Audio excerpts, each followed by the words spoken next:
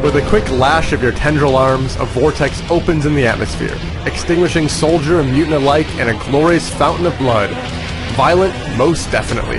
Thoughtful, not even close. Prototype 2 delivers its bloodshed in the most pure way possible. There's no need to plan your attacks or tap buttons with precision to kill those who oppose you. Just decide how you wish to extinguish life, and tear into your foes with animalistic relish.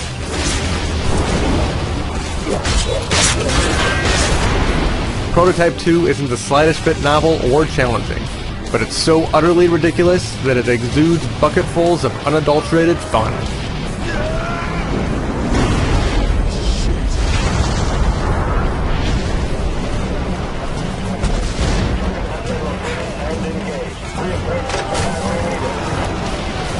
There is a story behind your brutal actions. A military force has quarantined a major metropolis under the guise of protecting citizens from a viral outbreak, but their occupancy is far from altruistic. It turns out they are conducting bioweapon research and the people are just unlucky cattle being led to slaughter. These merciless souls provide a great motivation for your hatred-fueled vengeance, though the plot devices along the way do little to make you care about the characters. Thankfully, your focus is on causing monumental destruction rather than worrying about character development.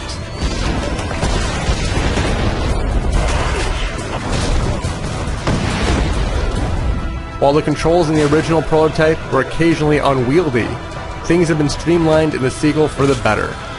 A bevy of horrific attacks can be pulled off just by tapping or holding a single button, and this leads to unmitigated atrocities as you strike down all those stupid enough to stand before you.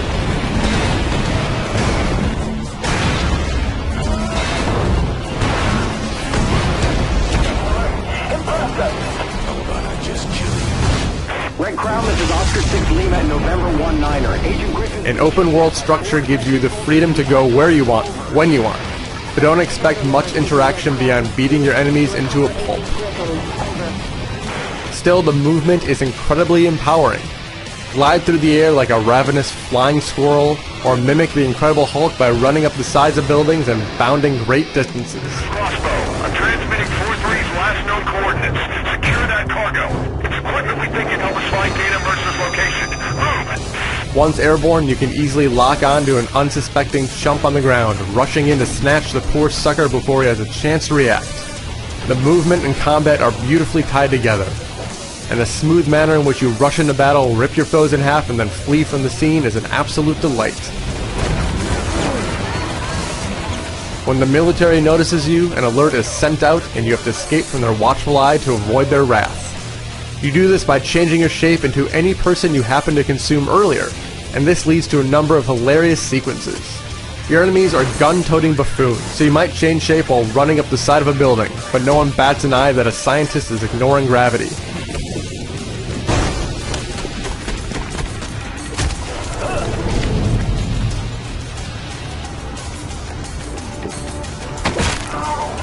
Lousy AI can be jarring in many games, but in a game as ridiculous as Prototype 2, it adds to the goofy vibe.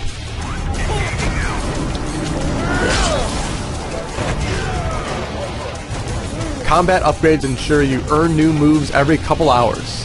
Some of these have been pulled from the first prototype, but they're still effective here. Slicing your enemy in half with a sword in place of your arm has a gory appeal.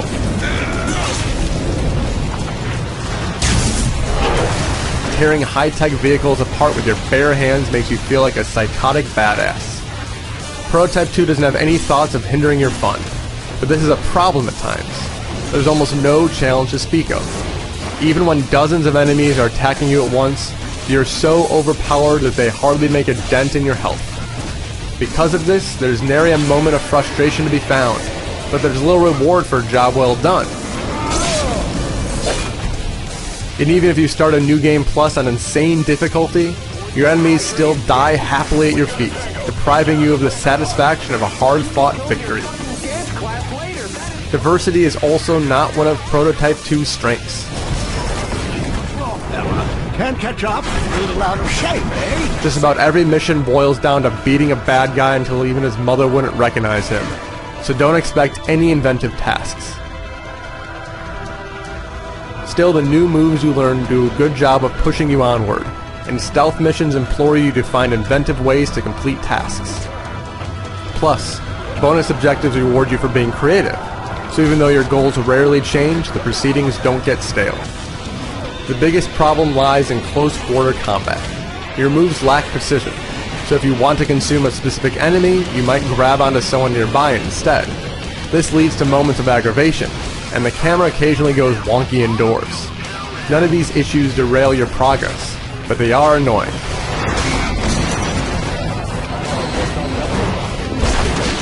Despite a few problems, Prototype 2 is so preposterously over the top that it's fun throughout. There's nothing particularly new or interesting in this sequel, but a few tweaks from the original have made it more accessible. Mindless violence is the defining aspect of Prototype 2, which makes for a stupid yet fun adventure. Holy Christmas. Hell, there's some woman with goddamn knife arms hopping all over.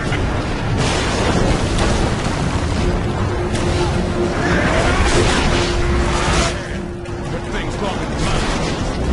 Is that all you've got? Money goes. Not so bad now.